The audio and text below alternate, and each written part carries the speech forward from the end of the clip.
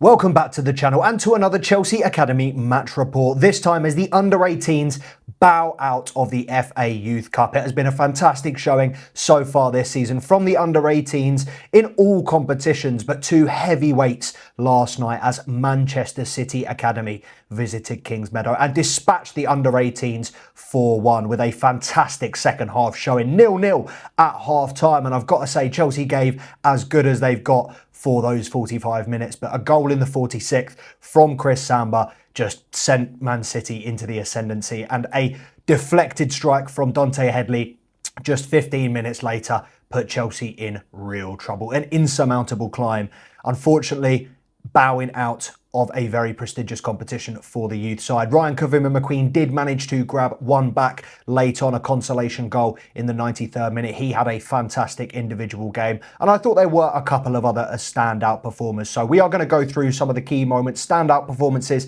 and of course, make sure to like and subscribe to the channel for all of the latest and greatest Chelsea content from the first team academy loan players. You're going to be getting content thick and fast. We've had a week off, a well-deserved week off, but we are now going thick and fast with the content. You're going to get Chelsea Leeds content tonight, maybe tomorrow as well. You're going to get Loan Watch. You're going to get the Blueprint episode 2, all coming this week. So make sure to stay tapped in, but we're going to get into it immediately. And I'm going to talk about a couple of the players that I thought were particularly impressive yesterday.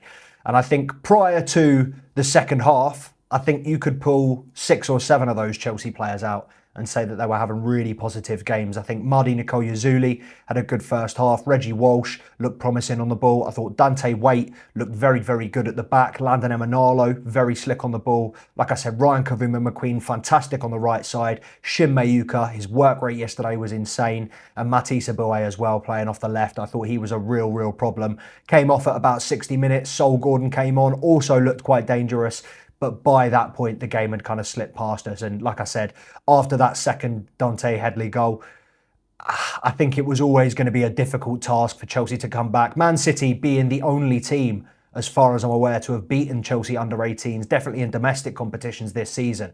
They beat them 3-2 back in October. So this is the first time since October that the Chelsea under-18s have lost a domestic game. Obviously not a Premier League game, so still remain top of the under-18 Premier League. However, Chelsea, I think, will be disappointed with the season that they've had, the run of form that they've put together, and some of the performances that these individuals are putting in, week out.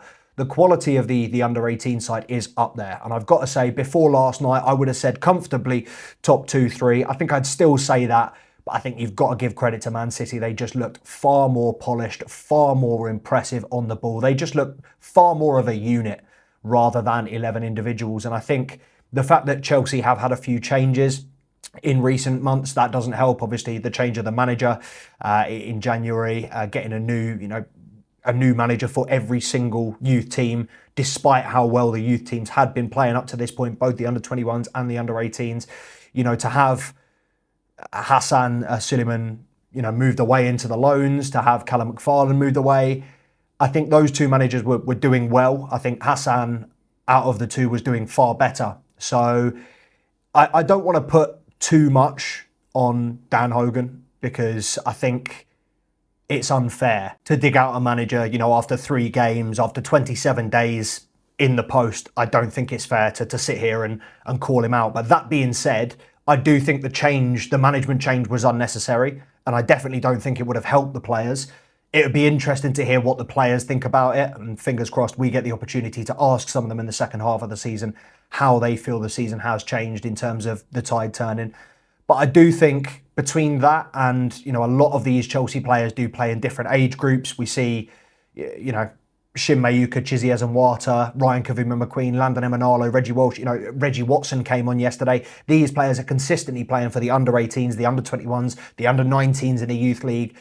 I do feel like there are multiple different 11s that Chelsea could face at any given time in any one of these lineups. And look, it's not a bad problem to have in terms of having a plethora of quality players to be able to use. But I do think in terms of consistency, it does sometimes hinder us, whether you don't know, who the lineup's going to be, you don't know who's going to feature. Whereas teams like Man City, players like Regan Heskey, always going to be features of those sides. And I think while Chelsea do have a few mainstays, I think consistency needs to be the goal in the second half of the season. If we are to, take the under-18 Premier League title, if we are to progress in the UEFA Youth League, obviously massive game against Real Madrid in the next round, in the round of 16.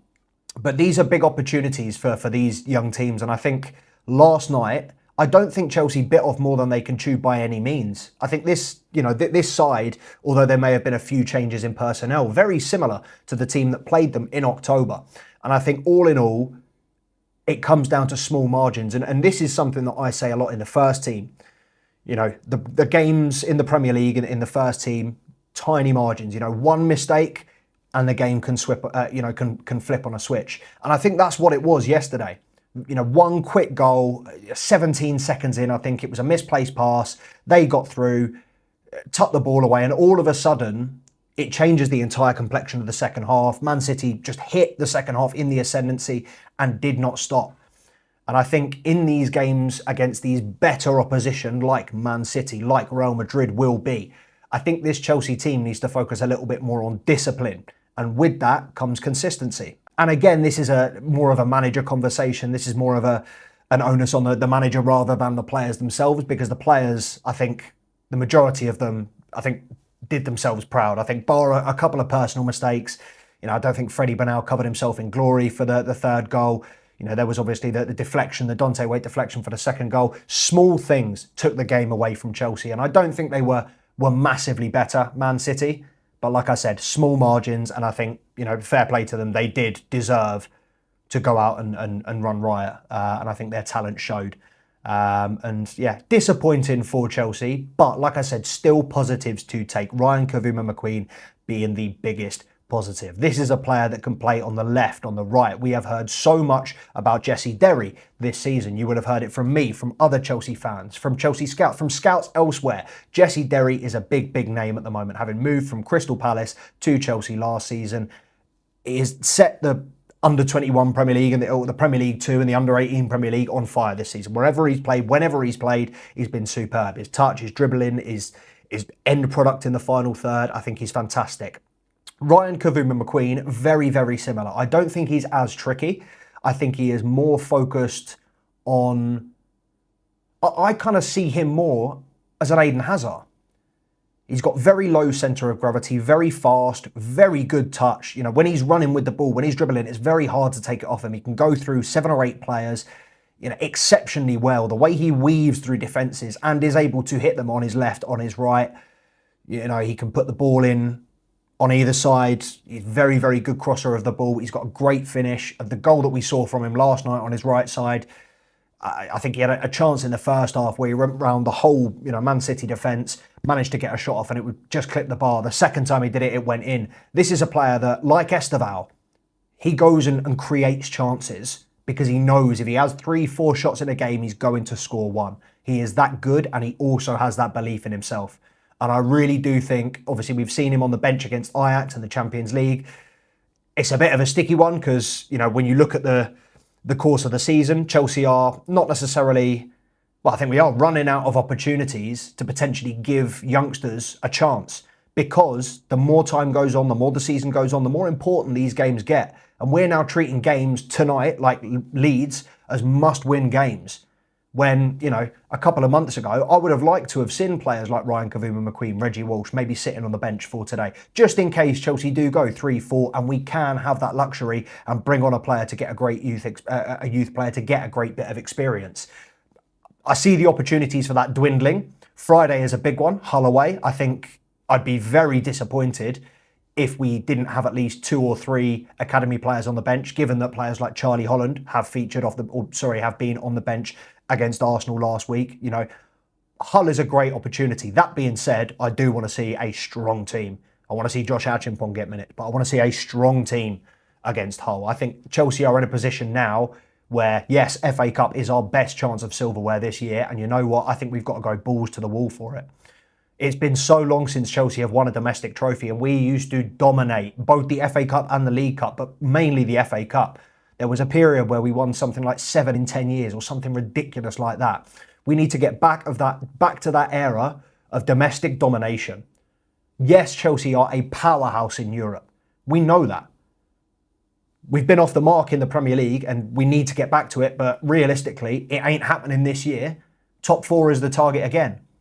And I'm not going to put all of my eggs in a top 4 basket when realistically it's very achievable at this point. I can't see Manchester United sustaining this form, sustaining this run that they're on at the moment. I'd like to think Chelsea will be able to leapfrog Aston Villa at some point. So I do think while I would like to see some youth involvement in the coming weeks and maybe further down the season, I think maybe that is one for, when the games are all wrapped up in the Prem and when we have our eyes on the prize elsewhere.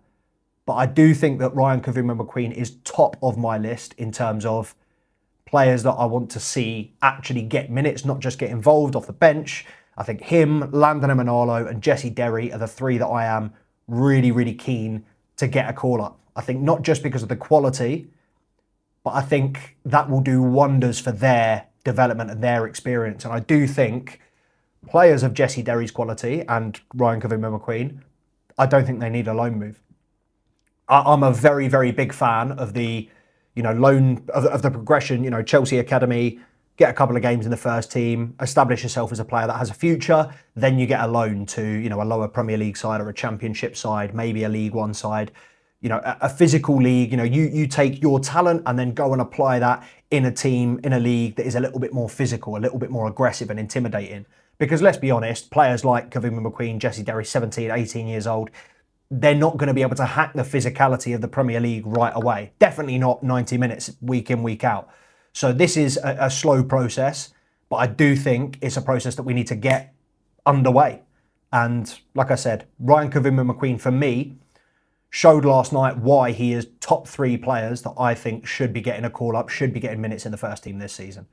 And I think we'll be hearing a lot more people talking about him in the future, and you will be hearing me talk a lot more about him in the coming week as episode 2 of The Blueprint. If you haven't already guessed, episode 2 of The Blueprint will be on Ryan Kavuma-McQueen. Episode 1, who is Ibrahim Rabaj, Chelsea's Moroccan Messi, is out now to go and watch on the channel. So make sure, I'm going to stick it on the page as the video ends. So make sure to go and watch that if you haven't already. Make sure to like and subscribe to the Two Blues podcast for all of the latest Chelsea updates. And like I said, content coming at you thick and fast this week. Chelsea leads tonight, so I will be hoping to get a short out tonight, maybe a match reaction tomorrow.